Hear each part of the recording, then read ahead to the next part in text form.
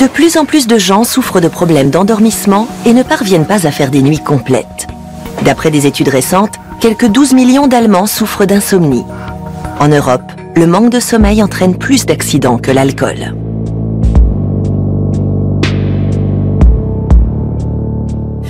Bonjour à tous et bienvenue dans Xenius.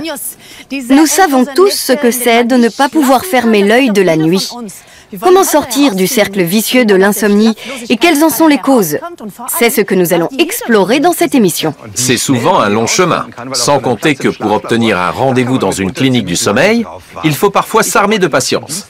Mais ce n'est pas forcément une fatalité. Cette nuit, j'ai testé un dispositif qui pourrait accélérer les choses. Excusez-moi, mais il faut bien que je vous le montre. Voici à quoi ça ressemble. Ce petit appareil pourrait remplacer tout un laboratoire du sommeil.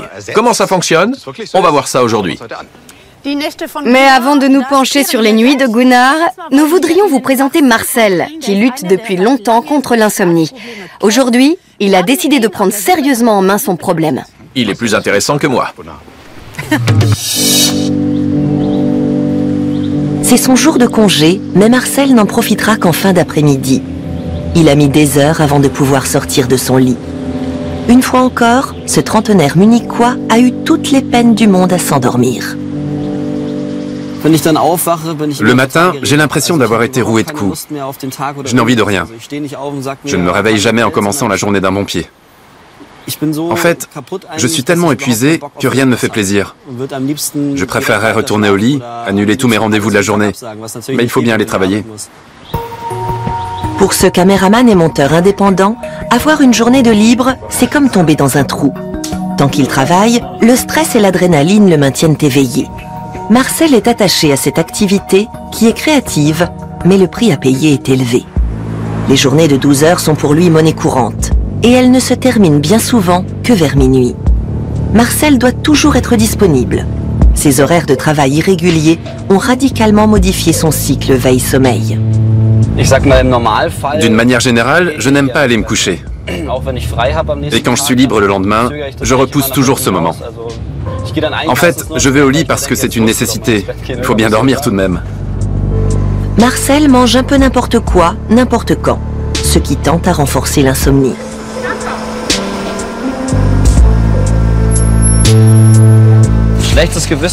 Je sais que c'est pas terrible, mais bon... En fait, je n'ai pas toujours le temps de cuisiner, alors je mange sur le pouce. Un sandwich ou un hamburger. Je fais comme je peux. Le pire, une fois couché, ce sont les premières heures. Il est bien rare que Marcel ait sommeil avant 1 heure du matin. Et il a toujours peur de ne pas être en forme le lendemain. Je me retourne dans tous les sens. Je ressasse toujours les mêmes idées. Je n'arrive pas à trouver le calme, et ça me rend fou. Il y a aussi les nuits où je me réveille toutes les 20 minutes. Le sommeil n'est pas réparateur, je n'arrive pas à décrocher. Et ça m'énerve de me réveiller tout le temps comme ça. Chaque année, des camionneurs épuisés causent près de 6000 accidents. Les experts estiment qu'un quart des victimes lors de sinistres impliquant des voitures particulières sont dues à l'assoupissement. Un conducteur de train sur 5 reconnaît somnoler parfois au travail.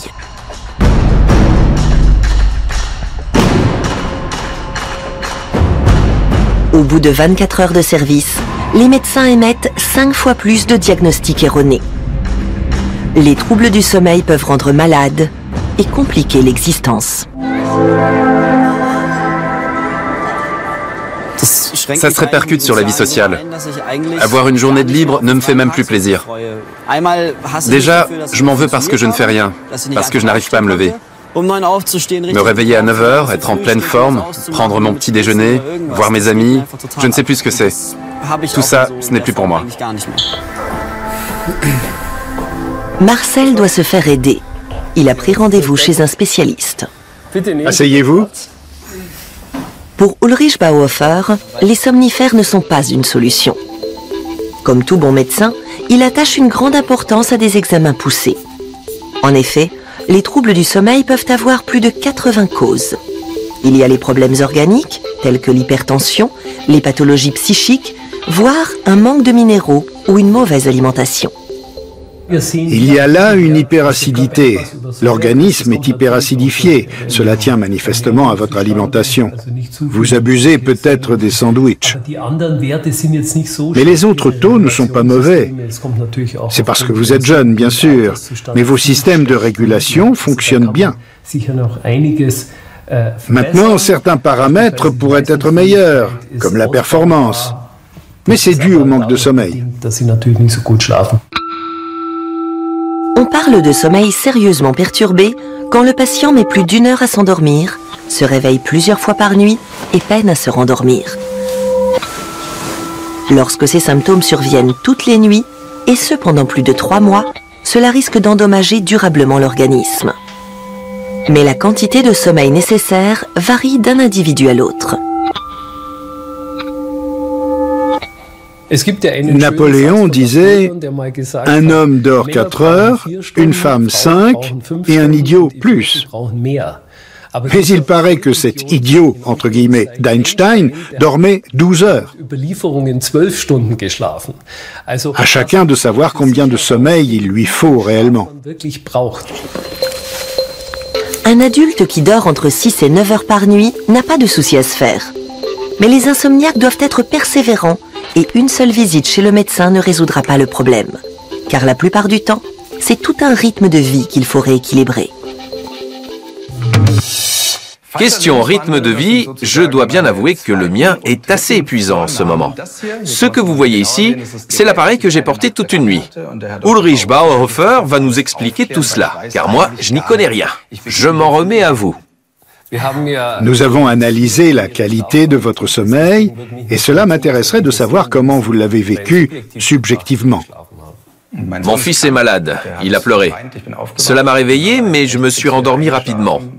Je n'ai pas eu de problème d'endormissement, mais je me suis réveillé de bonne heure. Et je suis tout de suite reparti dans mes projets. J'ai eu une montée d'adrénaline. Comment vous sentiez-vous au matin? Démoli. Démoli. Bien. Maintenant, je vous propose de jeter un œil sur les données objectives. Voyons ça. Voici déjà une vue d'ensemble sur la qualité de votre sommeil.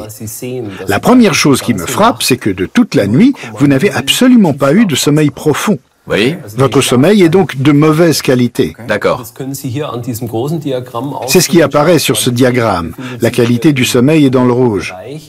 Actuellement, je travaille trop et trop longtemps. En général, au-delà de minuit. Je vais me coucher et au réveil, ça repart. C'est ce qu'on voit ici. C'est cela. C'est un état de surexcitation. Je suis en non-stop en quelque sorte. Comme une voiture.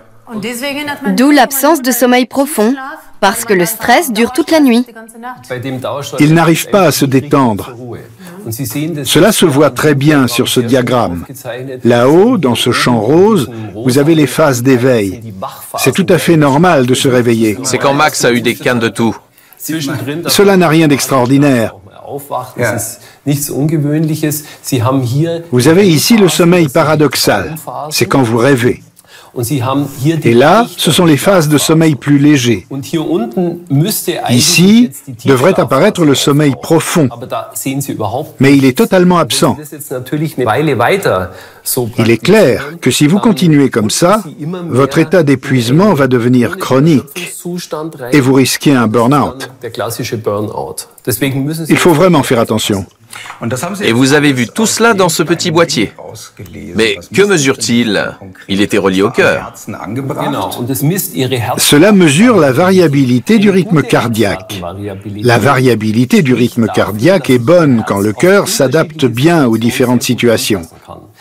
Quand vous montez les escaliers, votre cœur doit battre plus vite. Quand vous vous allongez sur le canapé, il peut ralentir. Si cette variabilité est mauvaise, le rythme cardiaque ne baissera pas, même si vous êtes allongé. C'est-à-dire que vous ne vous détendez plus. Le système est sursollicité en permanence. Voilà pourquoi ce paramètre est si important pour la santé, notamment quand il s'agit de gérer le stress. Ici, par exemple, entre 3 heures et 3 heures et demie, vous avez eu une phase très intense. Et vous voyez bien que le rythme cardiaque a sensiblement augmenté.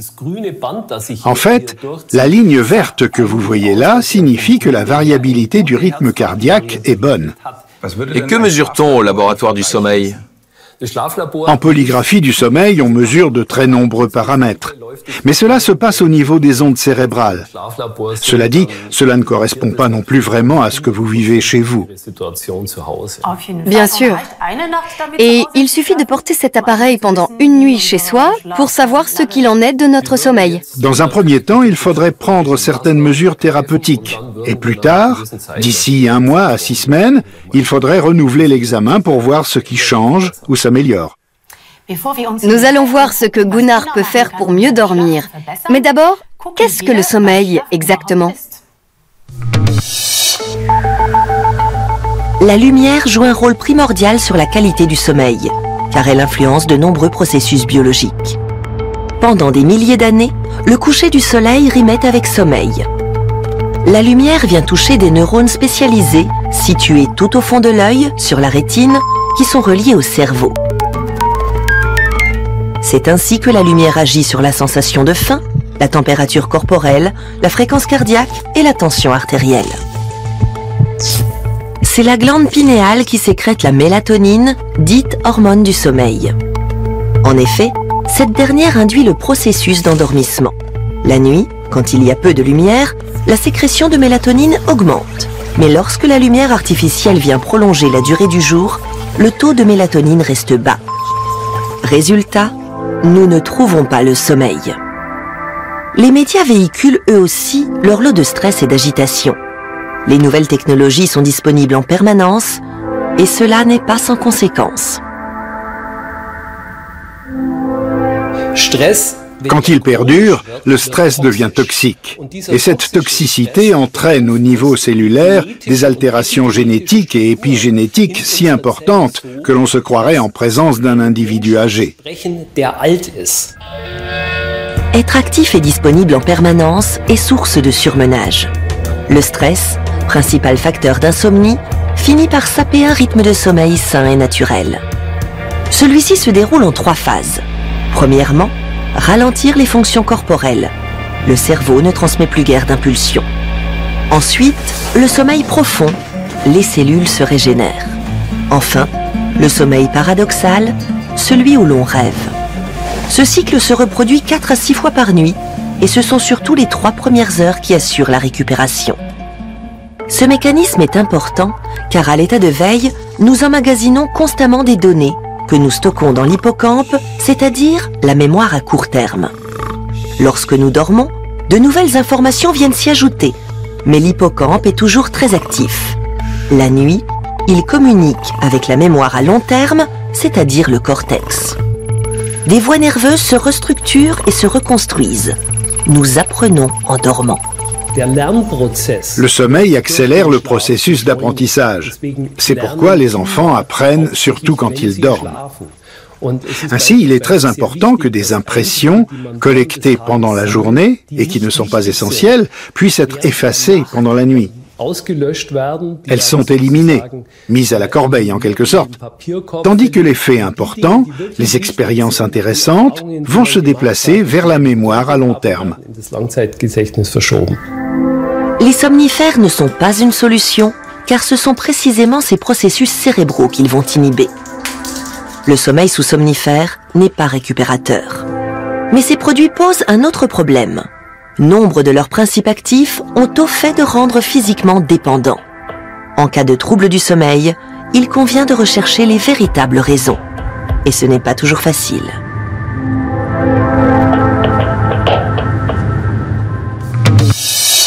Est-ce que vous prescririez des somnifères à Gunnar? Non, dans son cas, ce ne serait pas du tout justifié. Cela peut se régler par une approche holistique, tout simplement en modifiant son mode de vie. Dans quelle mesure? La vie est toujours gouvernée par certaines lois. Et si, à travers notre activité et l'univers du travail que nous avons créé, nous enfreignons constamment ces lois, il faut bien s'attendre à en payer les conséquences. Aujourd'hui, les gens n'ont plus d'horaire. Ils se nourrissent mal, ils dorment trop peu, ils ne font pas assez d'exercice.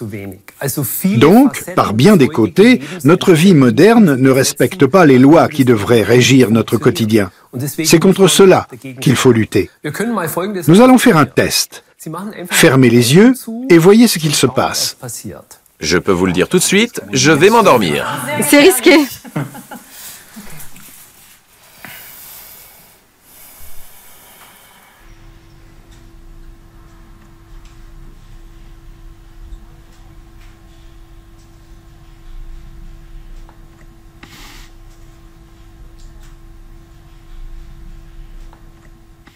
Maintenant, ouvrez lentement les yeux. Qu'avez-vous observé? Qu'est-ce qui vous est passé par la tête? J'avais une impression de confusion. Je ne suis pas arrivé à me détendre. Et toi? Chez moi, c'est allé assez vite. Tu dors presque là. En me concentrant sur les bruits extérieurs, puis sur mon cœur, j'ai assez vite senti une sorte de lourdeur. Vous avez eu le sentiment de décrocher. C'est vrai. Et vous? Je n'y arrive pas. Les pensées ont continué leur manège. C'est un problème très fréquent à notre époque. Alors qu'ils pourraient s'asseoir, prendre le temps de se poser, de se régénérer, les gens n'arrêtent pas de penser à tout ce qu'ils pourraient encore faire pendant ce temps. Voilà pourquoi il est si important de retrouver un équilibre entre détente et tension. Merci beaucoup. Pas de quoi. Pour Gunnar, on va y arriver. Voyons maintenant ce que fait Marcel. Marcel commence par s'essayer à la méditation au sein d'un groupe. Chant de mantra, exercice de respiration, voyages corporels mentaux, bien des chemins mènent au but. Ce qui compte pour Marcel, c'est que l'effet positif de la méditation régulière est attesté, même si l'on n'en fait que quelques minutes par jour. Quand les participants font un électroencéphalogramme, c'est-à-dire quand on enregistre leurs ondes cérébrales, on peut constater que ces ondes sont bien ordonnées et qu'elles sont synchrones. Et quand le cerveau marche de façon globalement plus ordonnée, il est clair que cela retentit sur le reste du corps. L'activité de tout le système sera bien plus équilibrée et nous nous en porterons mieux. La méditation est un instrument fort utile contre les troubles du sommeil et permet, en outre, de mieux maîtriser le stress. Mais si cette pratique est courante en Asie, sa connotation ésotérique est encore souvent décriée en Occident. La route qui mène à un sommeil réparateur est longue. Marcel emprunte aussi la voie classique, le laboratoire du sommeil. À l'Université technique de Munich, il va passer les 2 prochaines nuits avec près de 30 électrodes réparties sur la tête et le corps. La combinaison de tous ces instruments de mesure va permettre de repérer dans quelle phase de sommeil il se trouve. Relâchement, rêve et sommeil profond. L'équipe constate rapidement que Marcel n'a aucun problème d'ordre physiologique, comme c'est le cas chez près d'un insomniaque sur 10, avec apnée du sommeil, problème cardiaque ou le fameux syndrome des jambes sans repos. Mais les interminables problèmes d'endormissement de Marcel constituent une première piste. Les médecins soupçonnent un retard dans les phases du sommeil, ce qui permettrait au moins d'exclure une pathologie psychique. Un diagnostic de plus en plus fréquent chez les insomniaques. Mais on peut aussi avoir affaire à des affections psychiques ou psychiatriques, à une dépression par exemple. Il arrive alors qu'on ne sache pas si le trouble du sommeil est le symptôme d'une grave dépression ou si le patient est exténué et dépressif parce qu'il n'arrive pas à dormir. Cela dit, les pathologies psychiques et les troubles du sommeil peuvent tout à fait se combiner. Quand ils analysent les données, les somnologues adoptent une procédure d'exclusion. Ils éliminent les pathologies que le patient ne présente pas. Quand dépression et apnée du sommeil sont rayées de la liste, les véritables raisons finissent par apparaître au grand jour. En ce qui concerne Marcel, le premier diagnostic était le bon. À mon avis, vous souffrez de ce que nous avions évoqué lors de notre premier entretien, ce qu'on appelle le syndrome de retard de phase du sommeil. Votre rythme interne propre est différent du rythme externe. Il ne suit pas le rythme jour-nuit, pas plus que les temps de travail habituels. Je crois que c'est cela qui vous pose tous ces problèmes. C'est quelque chose que j'ai acquis au fil du temps, dans l'enfance, ou est-ce que j'en ai hérité? Il est vrai que la tendance peut être héréditaire. Par ailleurs, il existe quantité de variantes qui vont du petit décalage de rythme jusqu'au fait de vivre et dormir de façon complètement différente des autres. En l'état actuel des choses, je ne parlerai pas de maladie, mais de perturbation. Beaucoup de gens sont dans cette situation. On pense que 1% de la population a pris cette habitude dans l'enfance, voire pendant la puberté. C'est une mauvaise habitude. La bonne nouvelle, c'est que vous pouvez aussi prendre de bonnes habitudes. Et c'est là qu'intervient le traitement. Face au syndrome de retard de phase du sommeil, la luminothérapie donne de bons résultats. Une lampe à haute performance permet de faire retomber le taux de mélatonine. Sur le long terme, la lumière aide à canaliser le sommeil dans le bon sens. Mais comme tous les insomniaques, Marcel a encore fort à faire pour venir à bout de son problème. Dans la lutte contre toute forme d'insomnie, le sport présente lui aussi une stratégie intéressante. Mais pas le soir, car cela stimulerait trop le métabolisme. Quant à la discipline pratiquée dans la journée, c'est affaire de goût. Tout ce qui permet de se dépenser est bienvenu. Les effets positifs de la phytothérapie, avec la valériane ou le millepertuis, sont scientifiquement prouvés. Mais leur efficacité ne se fait ressentir qu'au-delà de 15 jours de prise régulière. Les vertus soporifiques du lait et du miel ne sont pas une légende, à condition de les associer. Le miel contient des substances apaisantes qui se combinent aux glucides du lait. La mise en place de rituels, comme un bain avant le coucher, aide à structurer la soirée. L'eau ne doit pas être trop chaude, ce qui serait stimulant. Mais qu'importe le rituel, c'est la régularité qui aide à prendre congé du jour. Tout le monde perçoit la durée et la qualité du sommeil comme un dû. Pour la qualité, c'est certain. Mais le cerveau ne décide pas ça tout seul. Abstraction faite de certaines pathologies, il va généralement chercher le sommeil que réclame l'organisme. Mais que faut-il donc faire quand aucune recette ne fonctionne? Qui souffre d'insomnie doit bien se dire que le lit ne sert qu'à dormir. Si tout va bien, on peut y faire ce qu'on veut, comme lire ou étudier. Mais si vous dormez mal, que ce soit le lit ou le canapé, ne vous allongez que pour dormir. Et que faire si la nuit, les idées fixes, la colère et le désespoir échappent à tout contrôle?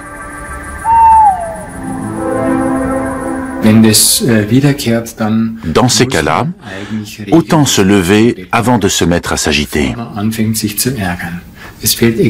Nous avons beaucoup de mal à faire comprendre aux patients que cela vaut mieux que de ruminer pendant des heures.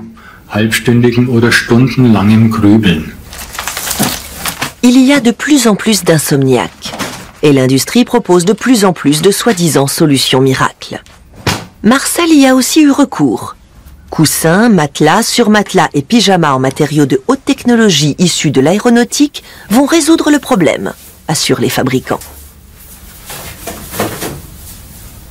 Les produits qui sont mis sur le marché sont souvent très attrayants, mais généralement dénués de tout fondement scientifique. C'est pourquoi j'ai un avis très réservé sur la question. Ici ou là, une idée lumineuse et une certaine utilité ne peuvent pas être exclues, à condition qu'il n'y ait pas d'effets secondaires notables et que celui qui peut s'offrir ces objets y croit. Je ne suis pas sûr que le surmatelas serve à quelque chose. Mais j'aime bien le pyjama, parce que comme ça, je transpire moins. 7 mois plus tard, alimentation, sport, méditation, Marcel a fait de gros efforts pour changer de vie. Il a parfois encore des insomnies, mais il les gère autrement. Dans l'ensemble, j'ai plus de vitalité. Je suis de meilleure humeur, j'ai plus de morale. Je prends de nouveau du plaisir à ce que je fais. Globalement, je maîtrise mieux le quotidien parce que je ne suis plus autant sous pression. Même dans le travail, je suis moins stressé. Mais Marcel sait bien que s'il ne fait pas attention, cela peut recommencer n'importe quand. Je retiens de cette émission que celui qui veut bien dormir la nuit peut s'y préparer pendant la journée. C'est ce que je fais. Vous me connaissez, je suis un grand buveur de café devant l'Éternel. Mais aujourd'hui, je m'offre la cérémonie de l'infusion de gingembre. Pour Gunnar, c'est une cure de désintoxication. Oui. C'est un grand pas. Mais si ça ne marche pas, mieux vaut en parler à un médecin, car le déclencheur pourrait être